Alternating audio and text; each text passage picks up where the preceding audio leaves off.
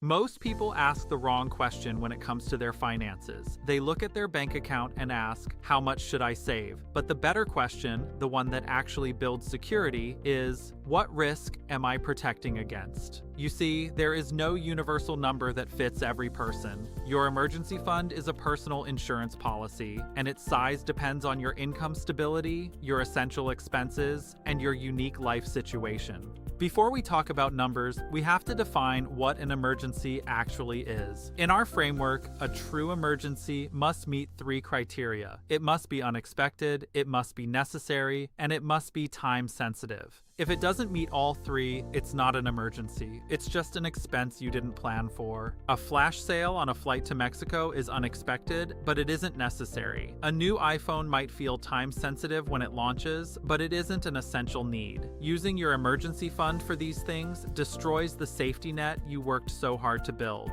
Let's break it down into levels. Level 1 is your survival fund, typically $1,000 to $2,000. This is your starter emergency fund, designed to handle the small stuff before it becomes a crisis. Think of a car repair that keeps you from getting to work, an appliance that suddenly dies, or a high insurance deductible. This fund is your shock absorber. It's the wall that stops you from reaching for a credit card the moment something goes wrong. Once you have that starter fund, we move to the next stage, but this requires you to know a very specific number, your monthly essential expenses. Notice I didn't say your monthly spending, I said essential. Essential means the absolute minimum you need to keep your life running. It covers your roof, your basic nutrition, your lights, and your legal obligations. It is the baseline for your survival if your income were to vanish tomorrow. When calculating this number, you have to be honest. It does not include Netflix, it doesn't include your gym membership, and it certainly doesn't include dining out or new clothes. These are the things you would cut immediately in a crisis.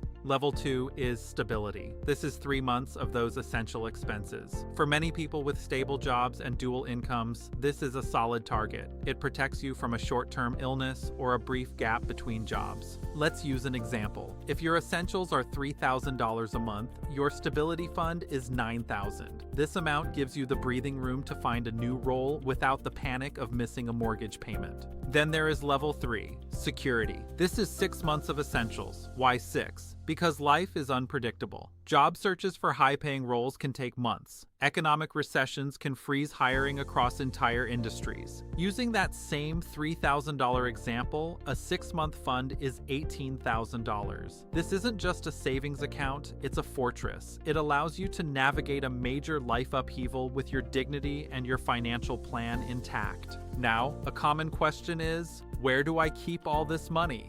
Many people are tempted to invest it in the stock market to earn a better return, but that is a mistake. The purpose of an emergency fund is not growth. Its purpose is liquidity and accessibility. If the economy crashes, the stock market often crashes with it. That is exactly when you are most likely to lose your job. If your emergency fund is in stocks, you might be forced to sell at the bottom of the market just to pay your bills. That's how you lose wealth. The best place for your emergency fund is a high-yield savings account. It's safe, it's liquid, meaning you can get your cash in a day or two, and it still earns a bit of interest to help combat inflation. It should be separate from your main checking account so you aren't tempted to spend it. Another key distinction is between an emergency fund and a sinking fund. A sinking fund is for things you know are coming. You know your car will eventually need tires. You know your roof will eventually need repair. These are predictable costs. An emergency fund is for the unknown unknowns. If you save for tires in a sinking fund, you don't have to touch your emergency fund when the tread gets low. This keeps your true safety net intact for the big hits. It's about building a system of layers so the expected stuff doesn't drain your emergency protection. A very common question is, should I pay off my high-interest debt or build my emergency fund first? The answer is, do a little of both. If you have no savings and your car breaks down, you'll just put that repair on your credit card and go deeper into debt. We recommend building that level 1 survival fund of $1,000 to $2,000 first. Once you have that barrier, then you can attack your high interest debt with everything you've got. The starter fund ensures that life doesn't interrupt your debt elimination plan. Now, how do you decide if you need 3 months or 6 or even 12? It all comes down to your personal risk profile. Not everyone's risk is the same. A freelancer with irregular income has a much higher risk than a tenured government employee with a guaranteed salary. If you are self-employed, commission-based, or the sole earner for a large family, you need a larger cushion. You are your own insurance. A 6-month or even a 9-month fund isn't being paranoid. It's being prepared for the reality of your career path.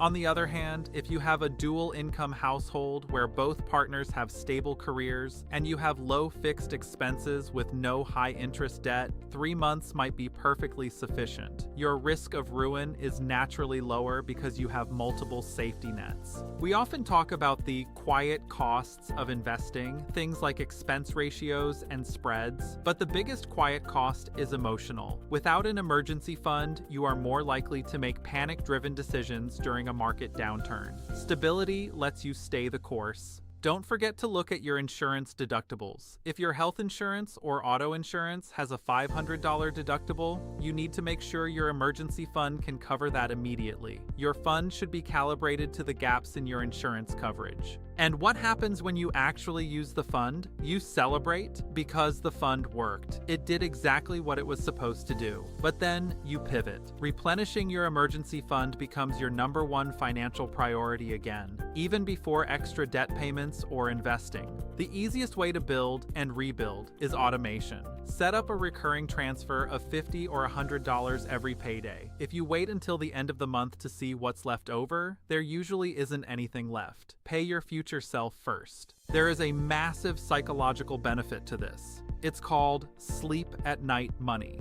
When you know you can survive 6 months of total income loss, the minor stressors of daily life lose their power over you. You start making decisions from a place of strength, not desperation. One last common question: does my line of credit count as an emergency fund? The answer is a firm no. A line of credit is debt. Using it in an emergency just trades one crisis for another. Plus, banks can reduce or close credit lines during economic downturns exactly when you need them most. Consider 2 examples. A single person renting an apartment with a $5,000 car might only need a few thousand for a starter fund, but a family of 4 with a mortgage and 2 aging cars has a much higher baseline of risk. Their fund must reflect that complexity. If you are a business owner, you need 2 funds, one for your personal life and one for your business. Don't mix them. Business volatility shouldn't threaten your family's groceries. Keeping them separate is key to long-term professional resilience. Don't get overwhelmed by the final number. If your goal is $15,000, start with 50. Build it in stages, celebrate every milestone. Every dollar you save is one less bit of power that an emergency has over your life.